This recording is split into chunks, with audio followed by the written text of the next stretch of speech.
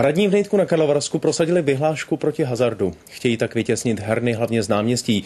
Podobné vyhlášky mají třeba i v Aši a v Ostrově. Opatření se ale míjí účinkem. Klasické automaty, které schvalují místní úřady, nahradili provozovatelé modernějšími elektronickými ruletami a terminály. O nich už rozhoduje Ministerstvo financí. V Nejtku je 15 heren a barů s hracími automaty. Za rok 2007 do nich hráči naházeli 20 milionů korun. To jsou 2,5 tisíce na jednoho obyvatele města.